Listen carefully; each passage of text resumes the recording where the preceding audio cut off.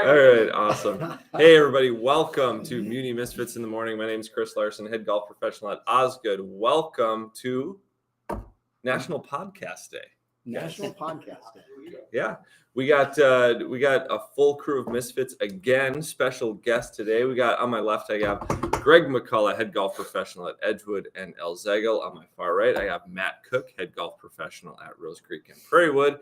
And special guest, Joe Christensen from Concordia Golf. You're the director of golf operations at Concordia. Yeah, that's right. Hey, welcome. Fancy title. Hey, good morning. Thank you. Good morning. Absolutely. So if you haven't done so already, please subscribe. This is Muni Misfits in the Morning, and you can check us out on YouTube, Facebook, and Spotify. I'm seeing a really positive face from our production crew back there. We good? Yeah, we're good. We're getting tons of comments online right now, right? Just overall. All right, good. That's great. So, and then also, if you haven't done so, look at fargogolf.net, and you can check out all the 5 public golf courses in the Fargo area. So, today's show, we're going to wrap up kind of what we have going on at our golf courses for this week and the following, and then we get to go talk about Concordia Golf. So, what do you guys have going on at your facilities? We're just talking about how busy the tee sheets are right now. Yep. What do you got? You just got golf. It has been busy. Yeah. The tee sheet is absolutely slammed again today, and I think the weekend should be good. It seems a little abnormal compared to historically, when we get this time of year where it's a little bit lighter, but we definitely saw a little bit of difference as far as early in the week when the temperature a little cooler, a little bit of slowdown, but not a lot. So how many open tee times did you guys say that you have? We have 0 today. You have 0 open tee times. I think we're very similar, yeah. Okay, and we have 9 total tee times open today. So I haven't checked Prairiewood or El Zegel, but is it busy? And I also haven't checked the forecast. Is it supposed to be nice today? Yeah. It's black right now. Perfect. So Yeah. 73 degrees, 5 All mile an hour weekend. winds today. there it is. All weekend, right? Yeah, I think through probably Wednesday before it might start to get a little cooler, but Okay. So the weather devastating in Florida, right? Hurricanes in Florida are bad, obviously, but they mean our weather stays very good for as long as the hurricane kind of hangs around because it kind of slows everything down. 6 months away. Meteorologist. We need- Six well, no, months so away wow. from being a meteorologist. We need the green screen Yeah. back here for GMAC. That's really insightful. Really insightful. So that's just so you know, whenever you see a hurricane in Florida, we are good. Wow. Okay. I'm going to put that in my back pocket. Yeah, that's Save pretty that good. for wow. Dinner party or something. Yeah. So, and then also as far as events, do you guys have anything left on the schedule? So we have a tomorrow morning. We have our 32-man Ryder Cup event, Men's Club in the morning. In Do you guys play for a trophy of some kind? no, that's a different one. Okay. Yeah, I was thinking of something else. that's a memorial trophy for a guy who's not even dead yet. Although he kind of is dead yet. Happens to be me. All right. So we have that tomorrow. We have league on Tuesday again, Okay. and then we're kind of slow it down, and then a week from Tuesday we have another 2-man scramble, which has 144 players right now.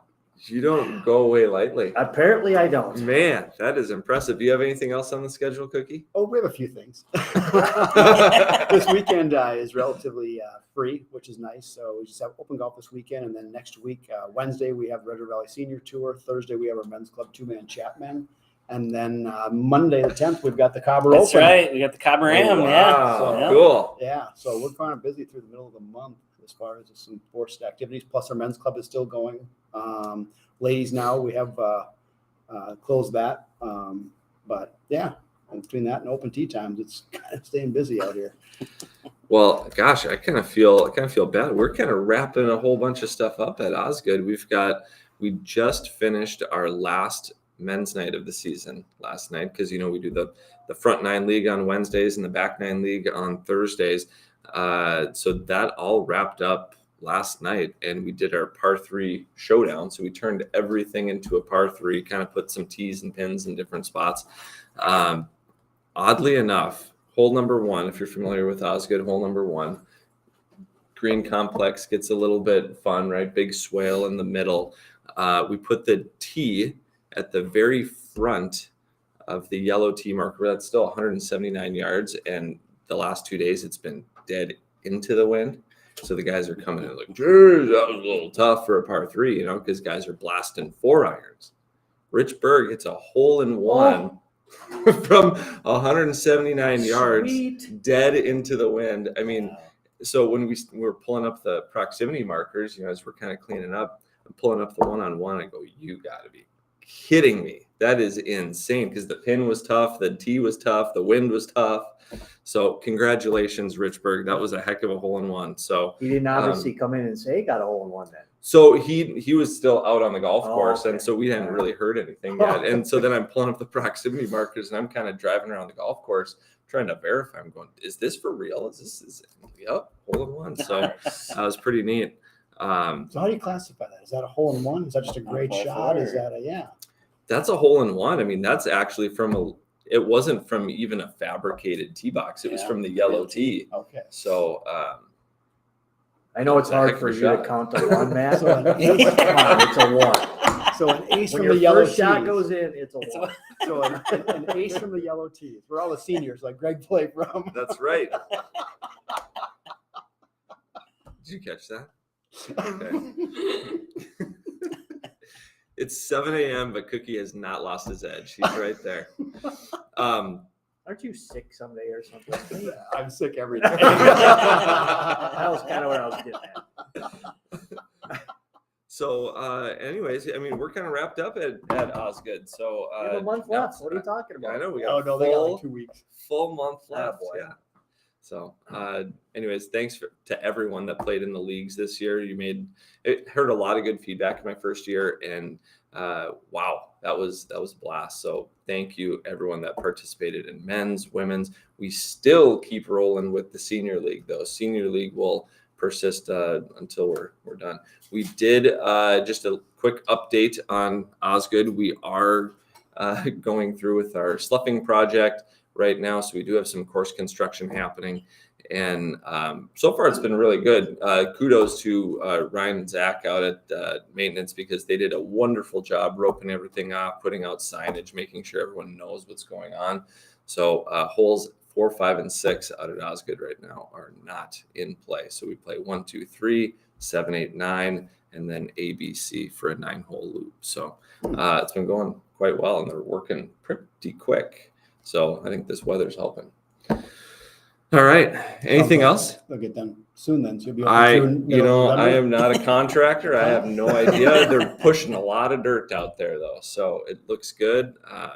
I was a little bit worried that, with Osgood so unique, and the fact that the mounding is really, you don't see it a whole lot of places around here. We're pretty flat, and they really did create some cool topography out there. I was worried that when they start taking down that hillside that we're going to kind of lose some of that drama, I guess.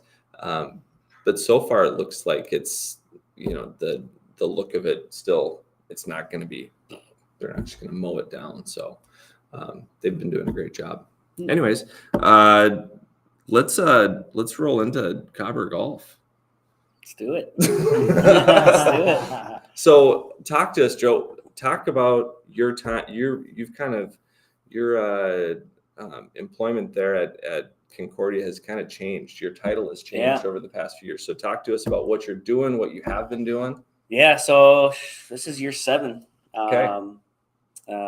After a career doing it, you guys Can say he's did. one of us. Yeah, I was a golf pro for a long time and kind of all over the country, and a long time out in New York, and came home 7 years ago and was assistant AD and head golf coach for both men and women. And as things have kind of just progressed, and career-wise and family and job-wise, now I'm associate AD, handle a lot of our business operations for the athletic department, and then oversee the golf program. So we have Nate Kalbaugh as the head men's coach. He played for us and graduated in 19. And then we have Mo Greiner, who everybody knows, as our head women's golf coach. So they handle the day-to-day operations of the program and practice and travel. And I'm there when I can be and help them out, planning and all that good stuff. So, and talk to us about the schedule that you've got going on right now. So how much left do you have of your schedule right now? One of the things that, I help with the recruiting too. And we tell our kids that we recruit that it goes so fast. Yeah. You know, and then we tell our players every summer, be ready when you get here because it goes fast. So we're in week 5, and we're at Mike's this weekend, and our fall's done. So we hit the road every weekend for the first 5 weeks of the year to play tournaments, and then the season ends at the Mayak. So it goes so fast. You know, the one good thing is now we have that indoor simulator on campus, Yeah. so we can keep them on campus and playing and practicing all year. Whereas before, when we didn't have that, it was really hard to keep them going. So do you guys in the winter time, how much are you guys using that? And I guess is that a recruiting tool too? Oh yeah, for sure. A big recruiting tool because Johnny's have it, Gustavus has it in the Mayak, and then us. And Mhm. they've both had theirs for a while. But yeah, it's been big for us at our level to show, hey, we don't have to. We used to go to the bubble, and Sure. that's been down surprisingly for 4 or 5 years now. Well, But yeah, I mean, that used to just always be there. But yeah, so it's been nice. In D3 we can't require any amount of time, but it's fob access. You got a little key fob, and they can get in any time Nice. of day. So we got it up in December last year, and then the putting turf went in like February, March, but in like April, the screen was already torn from all the balls being hit. So we had to replace the screen already, which I guess is a good thing that they're in there using it. Right. But I was shocked at how quick that thing went. But when you have 20 kids who are in there, quite a bit, you're going to need to replace that screen every so often.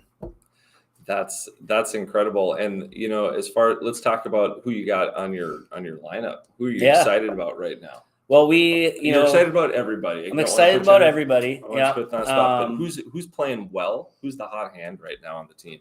Well, I'll start with the women. The women really took a nice little leap here about 2 weeks ago and played a really good tournament. And we got to give credit to your old buddy Goose. So Chris Howell is on staff now as a part-time assistant. Oh, nice. For the women's program. So Mo talked him into it, and so much. You've watched our ladies play, and our ladies are more spread out in terms of hometown and where they're from than our men.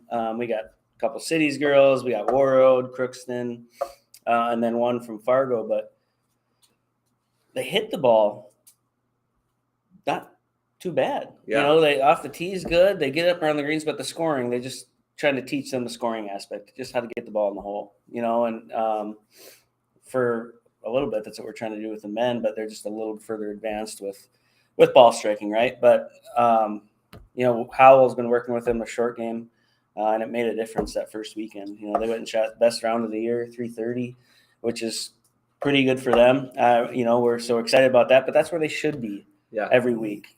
Just once they learn how to get the ball in the hole, they get up around the green and get it up and down, or in and 3 versus a few more. Really helps. But and they've been great to work with. They're super young women, and and we're young.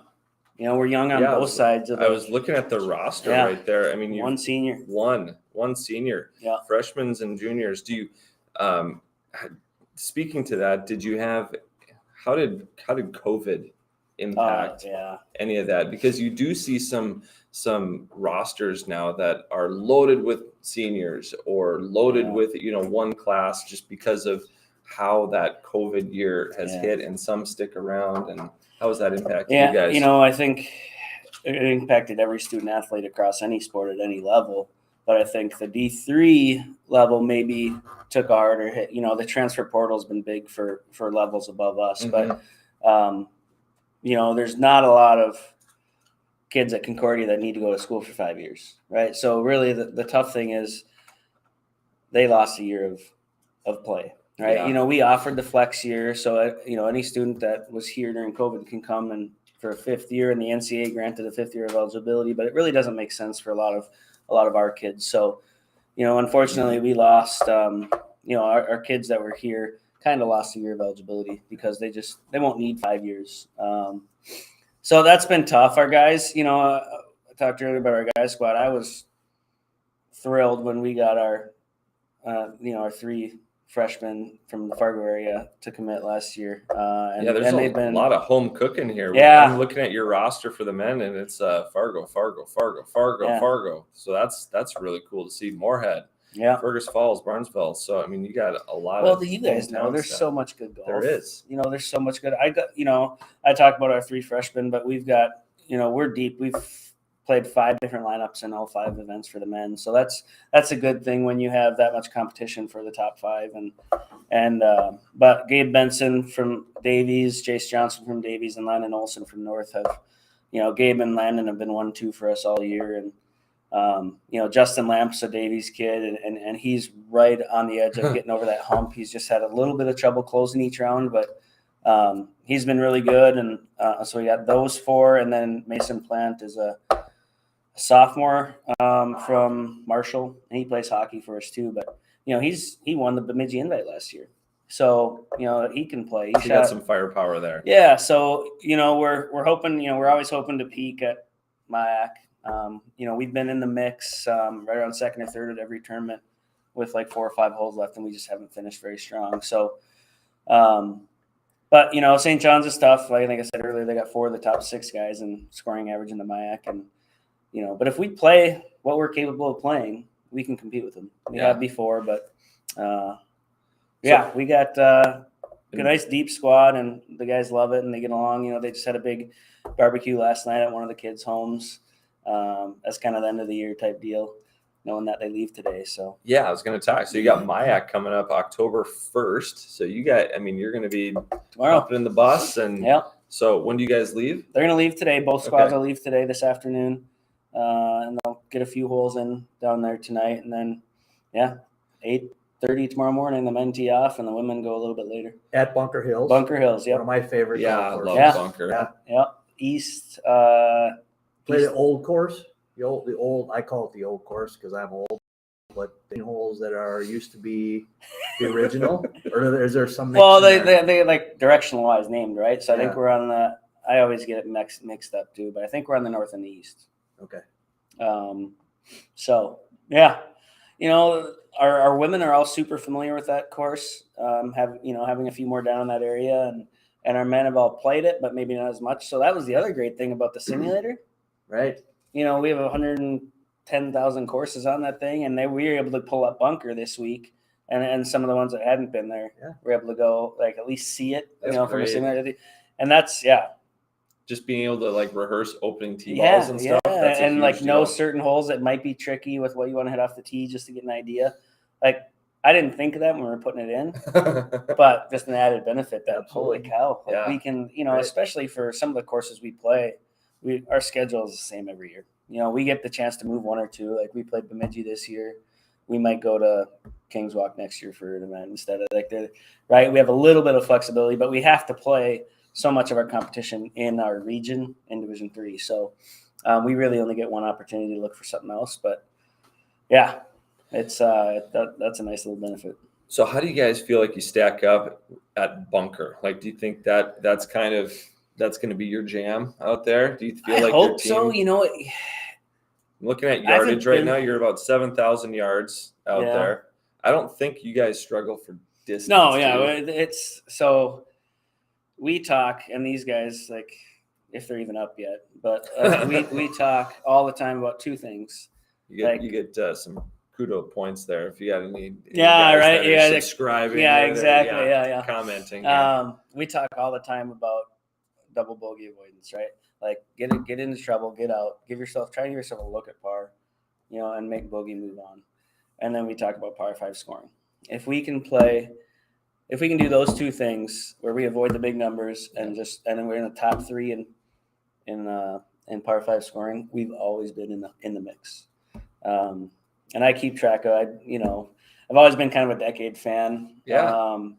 So the scoring aspect and like strategically getting yourself around the course, we talk about that a lot, right?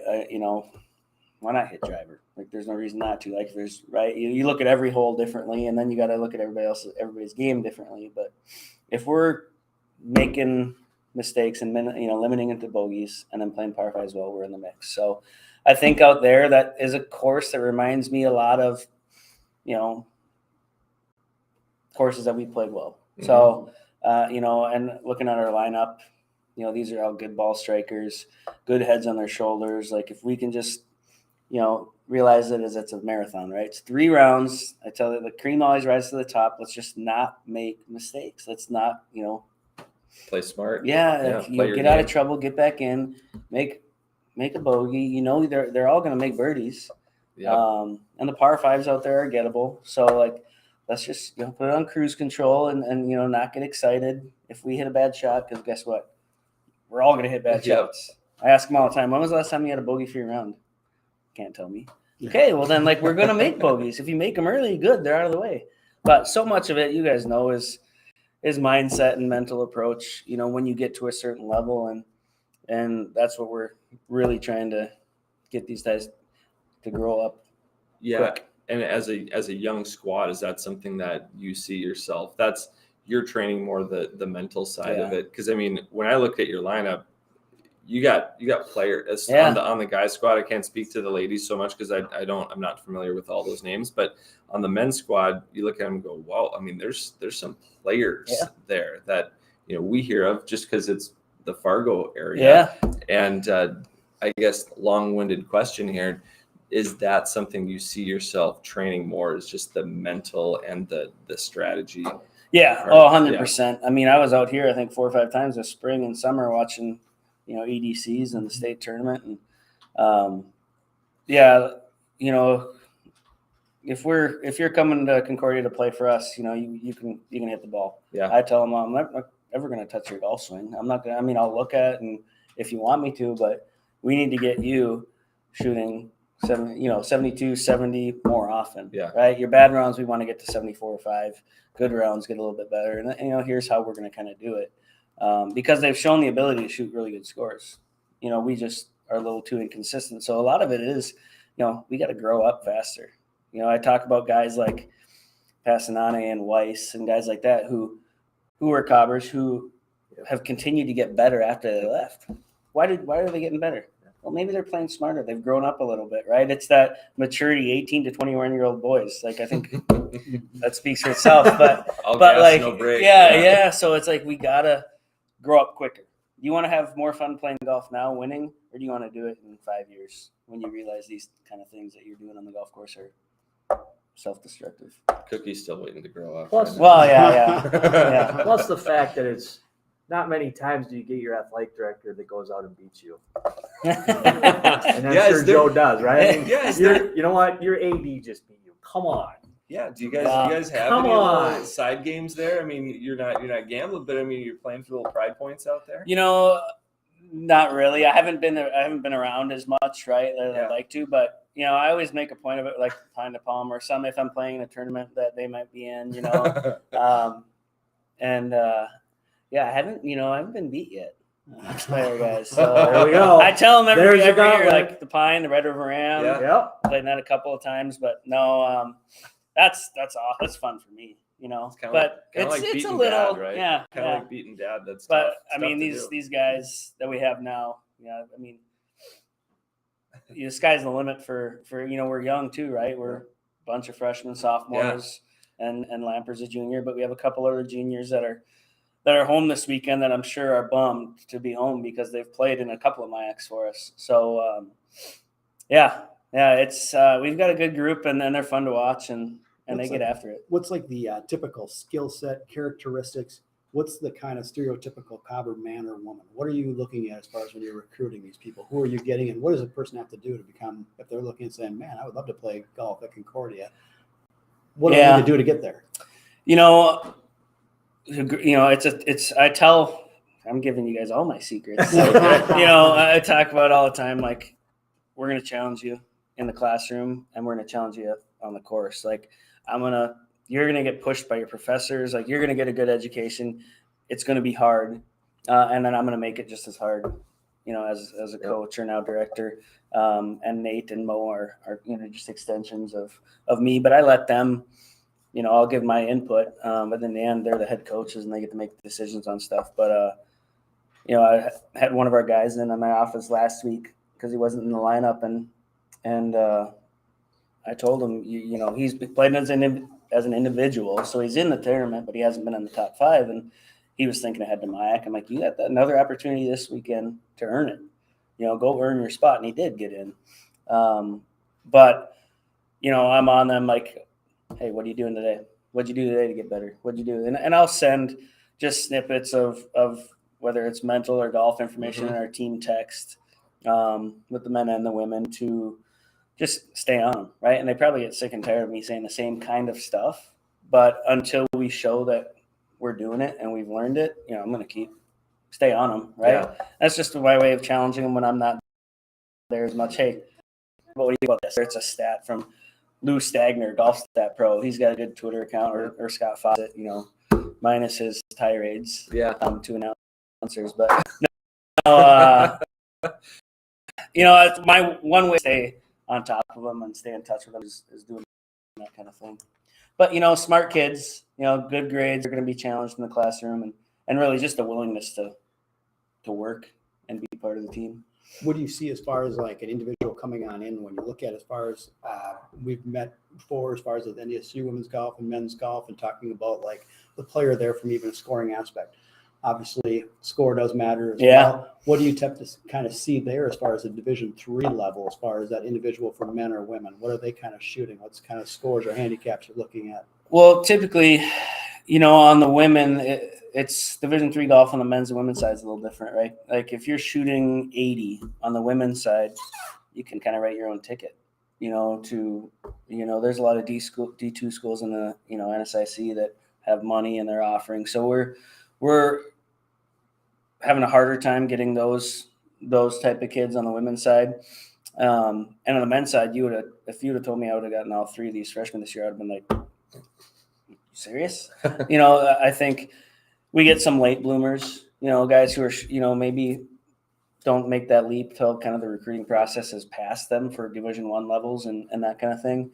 But, we get guys who've shown the ability to shoot under par, but then also just aren't consistent enough to get those looks from higher levels. So, it's runs the gamut on the men's side. Like every year, I think, this is our best recruiting class that we've had. And then the next year is even better. I don't know how I'm on top this year, but we look at everybody. We talk to everybody. We get a lot of emails and phone calls about kids and then a lot of people calling on behalf of kids. And, hey, send them over. We'll visit with them. We'll talk about what the experience is like and go from there. But really, like, if we know you're not going to be a problem in the classroom, like you show you've done a good job. And then if you want to work hard, if you want to be as good as you can get, we'll take you. Gage Strami, perfect example. I mean, kid came in at my ex, and laughing because he's a riot. But he came in and he was shooting 80 every time he teed it up. At my ex, he played as a freshman and he shot like 247. And by his senior year, he wins the UMC invite shooting 69, 67, and then wins the Gustavus 3-day classic with 214, but he worked his tail off. Yeah. I mean, and just an awesome kid, great in the classroom, but absolutely worked his tail off. And he came in with no fanfare. Right. So, that's what's awesome when you have kids like that just come in and just decide to bust their tail and then it kind of works out for them and Gage. Oh yeah. Yeah.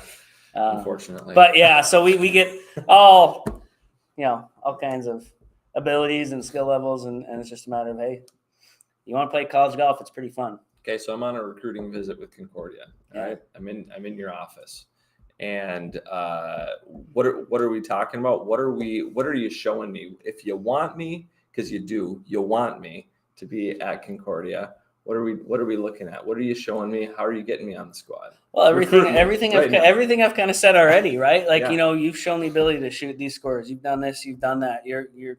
And then I'll talk about Gage. Yeah. I'll talk about the successes we've had and the improvements we've had. We've set every school record in the last 5 years that Concordia has on the men's side.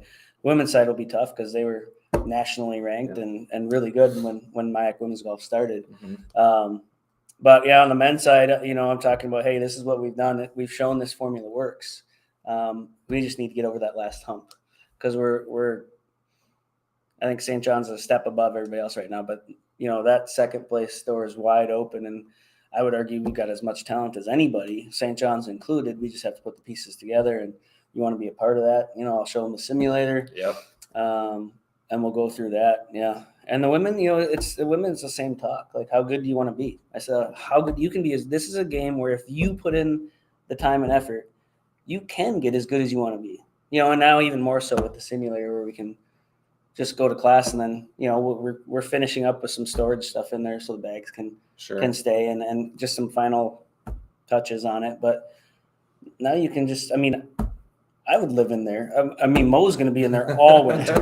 Mo. Like, she's already been in there. Like, this week with all the girls in bunker, like, I'm like, Mo, are you going to do any work this week? Or are you still, awesome. This is work. Yeah, it is true. That's what she says. But no, like, that's it. Just showing, like, what we've done in 5-6 years and talking about that and showing, what you can accomplish if you want. And last week we had Tom Porton on. Yeah. He was a longtime college golf coach. And he said, you got to go to the school, right? The school deal is the deal, right? It's not always about what you're playing. Yeah. Oh, yeah. Yeah. But the school deal, right? Yeah. If you haven't been on campus at Concordia for games and for just general through the week, pretty cool place, actually. Yeah. It's I grew up in a small town and it feels like a small town. Everybody knows everybody and it's like that Minnesota nice, right? Yeah. But yeah, that's a big one too from the overall aspect is fit. Like, because guess what? If you feel good here and you feel comfortable, your golf game is going to feel better and feel comfortable. And I talk a little bit about my experience in college golf too. Is small town kid, 500 people, graduating class like 28. I go to Iowa State and my first class is in this auditorium with 1,000 kids, and I'm like, whoa. Well, my golf game didn't ever adjust because I didn't feel comfortable, and then I didn't have a lot of success, and I transferred to a much smaller school down south and had way more success. And so I'll talk about that a little bit, but like, it's got to be a good fit.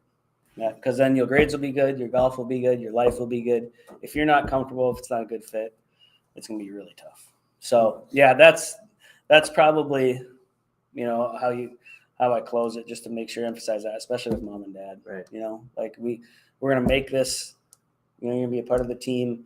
But again, our golf, we get them like 7-8 weeks in a year. Exactly.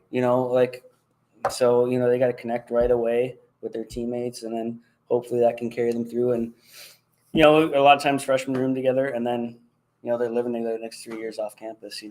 So yeah, we gotta, that part the kids take care of, right? Like bonding over golf, and we have kids that'll go down south in the winter and play together, and so yeah, that family and fit is huge. Joe, you talked about, like, as far as your schedule, and you said you can't like dictate as far as time spent, as far as that practice through the season even then? No, so the season, we have a playing season, right? Okay. And you get X amount of time. And what is that playing season? Because you also said that's a very short period. It's 5 weeks. Yeah. Is that consistent through Division III? Yeah. So it's the Division III, like, balanced student athlete life, their students and their athletes, right? So there's a defined window. Across all sports. Yep. You have to define your starting date and your end date. So NCAA for Division III talks about it in weeks. Okay. You have X amount of weeks. Well, we don't ever use those weeks because of where we are, right? Mm-hmm. So and we have to, usually our MIACs are a week later. So all my previous 6 years, we've had 6 weeks, but this year the MIACs are a week earlier. So we lost that extra tournament, which is kind of a bummer because there's really not anything to replace it with unless we get good weather in the spring. But so there's weeks in Division III for all sports, but we don't ever come close because of where we live. So therefore, like in the spring, I would assume that's when nationals are. Yeah. And so there's nothing you would not be able to throw in any early tournaments, traveling or anything like that. We can if the weather permits. Yeah, there's a couple years ago we went down to Missouri. Bemidji State was actually hosting an event down there, and so we went down there. But that's what we got to do in the spring if we're going to play.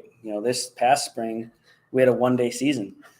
Our first time on a golf course was the St. John's Spring Invite, and we played 18-hole tournament because our finals are so early. Our graduation's the first Sunday in May. Kind of, there's other schools in the MIAC who graduate weeks later. But yeah, we just start season so quick that,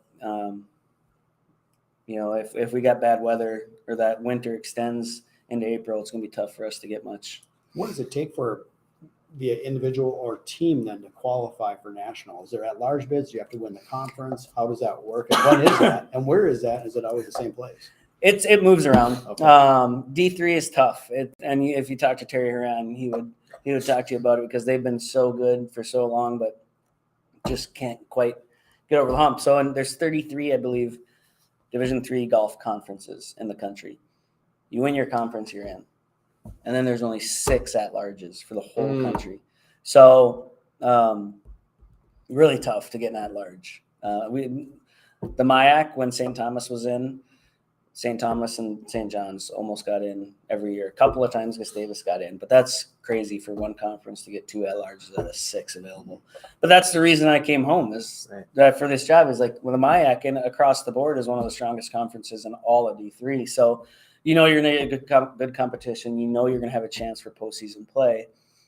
But, for us, the MIAC is usually, hey, let's not leave it up to chance. Let's just go play our best at the MIAC and try to get in that way. So, the men have yet at Concordia to play in the national tournament. The women obviously dominated in the early 2000s. They still hold a record for most MIAC championships on the women's side. But, it's tough. It's tough. Yeah, 33 conferences and only 6 at-larges across the country. Rough. So it's really hard. And How do those 6, is that, so we talked last week and they were talking about ranking system and like NDSU was talking about it's very, very challenging. I don't know if it's similar for you guys is because they can't get into the big tournaments where these are getting those points. Yep. So there's a regional committee and I've been on the women's committee for a number of years where you get the golf stat reports with strength of schedule, scoring average, all, head to head versus the teams. And so the reports that you get for those meetings are pretty clear. They list the top 10 teams available for at-larges, or you can get everybody in the region. But yeah, it can sometimes get a little heated in those discussions when you're talking about who's going to get an at-large bid. And it's not limited. Like every region doesn't get them, but you have to put your best teams forward. Yeah. Yeah. And when you're building out your schedule, because how much latitude do you have for building out your schedule? There's certain things that you have to commit to, or that when you're looking to your next year's schedule or 2 year schedule, are you looking at strength of schedule if you can get into certain events so that way you can build up that? Yeah, strength? some do. For us, like if we play really well in say the MIAC and throughout the fall on either side, there's like Golf Week Invitationals at the D3 level. There's a couple of higher end events that are down south that Gustavus or Johnny's will get into if they're having a good year.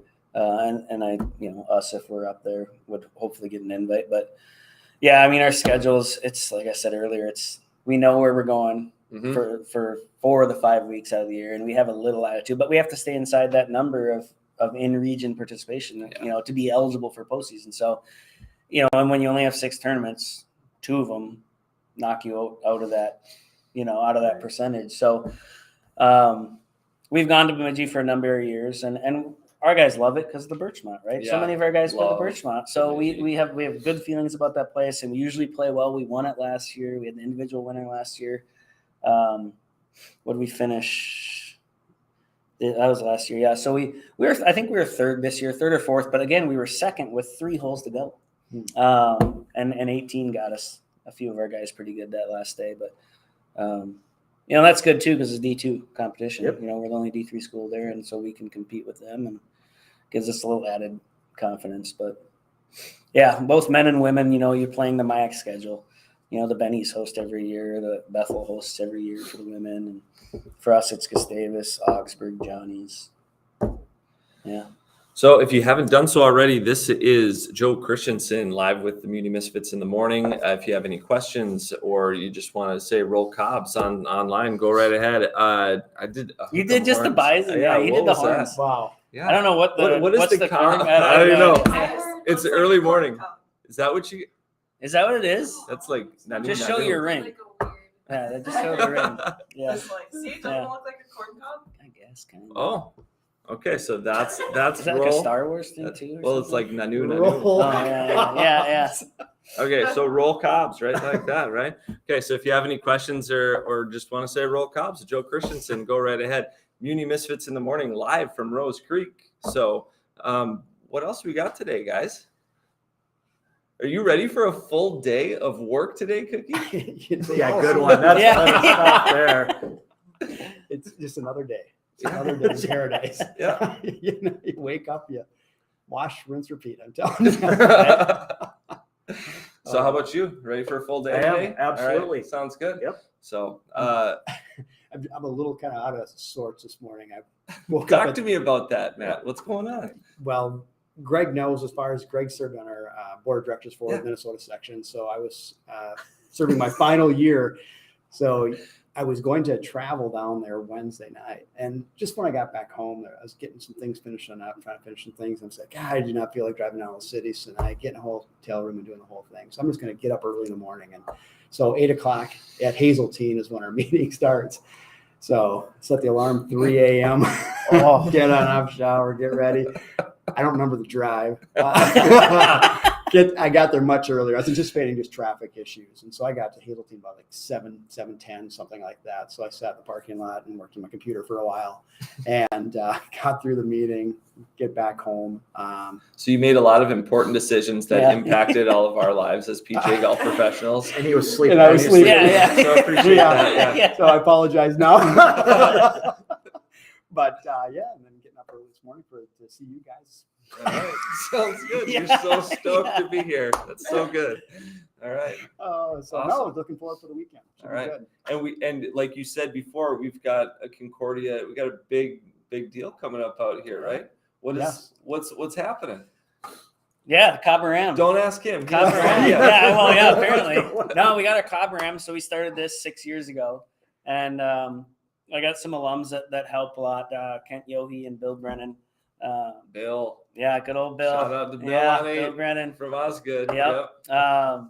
They've helped out a lot. So basically, we get teams of 3 to sign up, and they play with a cobber as their fourth. And we've had it a couple different places in town, but the last couple of years we've been here, and it's it brings in a good chunk of change for the program. It helped us build the simulator. It'll help us with spring break trips. And Are you guys full?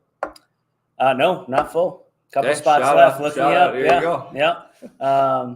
Yeah, I think we're at Taking 14. applications. Yes. Hold one winner. Yeah. Right. But that's that's a ton of fun, right? We just go out and play a scramble, and they usually fly around pretty quick. But it's actually turned into we get the same companies in town, the same businesses that come back every year, and then they'll request to play with who they played with the year before. Oh yeah. So we get those relationships built with with our kids and members of the community, and that's usually cool. When I get an email, hey, when's the Cobb Ram? Put me with Justin again, right? Yeah. So that's fun. Okay, so this is a total. Just thinking about companies and all that and this is totally a stupid question. Maybe might be a poignant one. I don't know. Is NIL stuff affecting you guys at all? No, Okay. we Like You can't talk about that. oh yeah, you can. We haven't had. I think we've. There's a Division III policy, right? And we've worked on putting that together. Ben Schneeweiss, our compliance director, old soccer coach, but he's kind of headed that up, and I don't think we've had a lot of interest. Okay. But they can. There's opportunities for that. But Okay. As far as I know, nothing yet. All right.